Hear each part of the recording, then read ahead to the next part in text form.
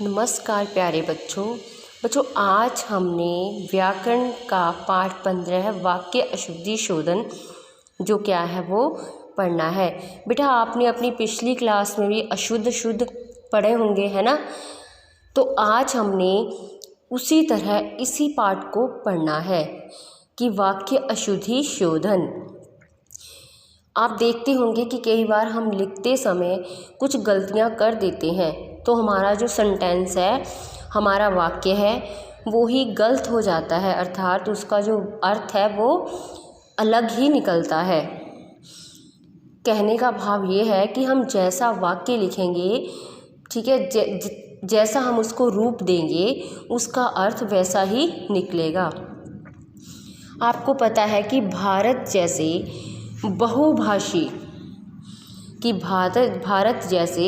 बहुभाषी देश में अहिंदी भाषी लोगों से अनेक प्रकार की अशुद्धियां हो जाना संभाविक है। हिंदी भाषी लोगों पर भी अपने क्षेत्र की बोली का प्रभाव रहने से अशुद्धियां हो जाती हैं, लेकिन हमारा जो व्याकरण है, ठीक है, वो भाषा को नियमन कर उसे मानक रूप प्रदान करता है। मानक रूप मतलब उसको शुद्ध रूप देता है।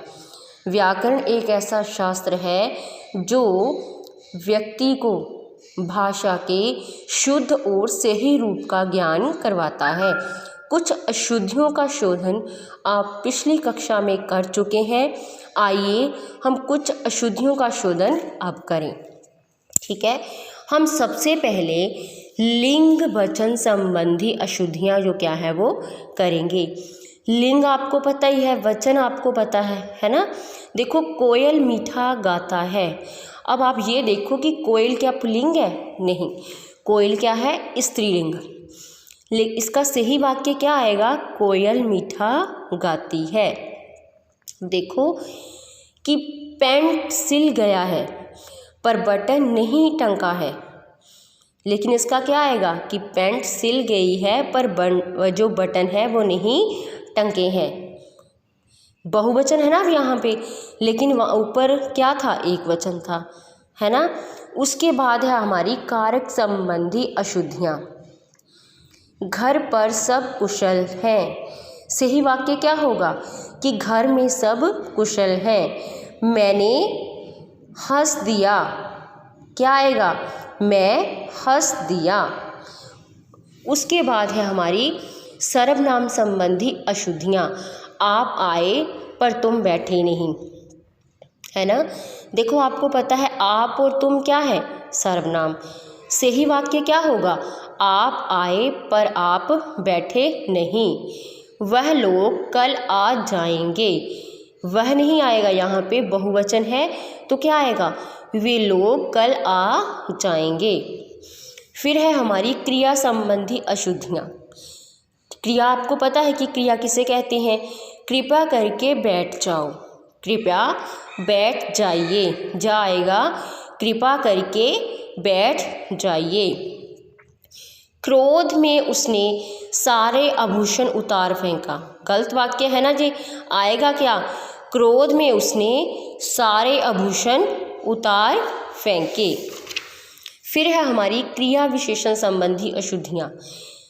विवेकानंद जीवन तक ब्रह्मचारी रहे, लेकिन सही वाक्य इसका क्या है? विवेकानंद आजीवन ब्रह्मचारी रहे।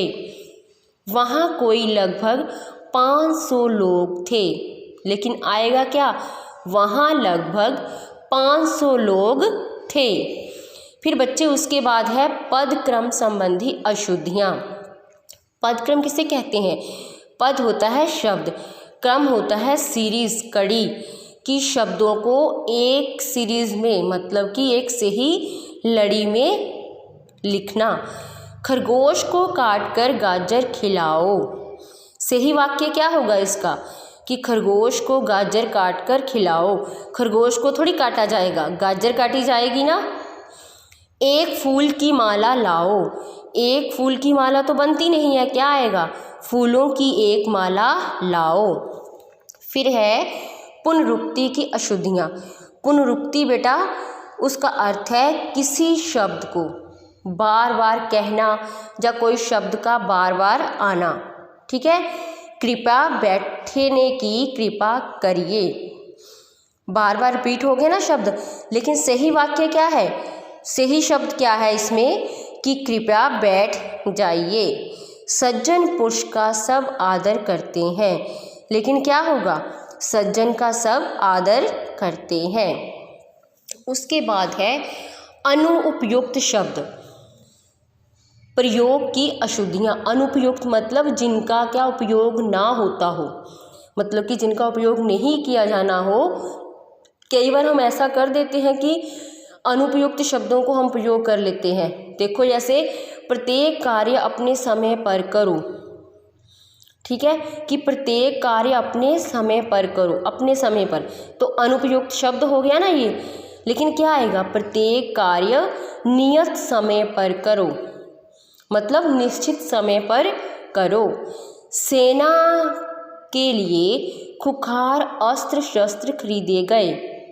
सही वाक्य क्या है, सेना के लिए शक्तिशाली अस्त्र शस्त्र खरीदे गए। शिक्षा विद्या समाप्त होने पर घर लौट गया।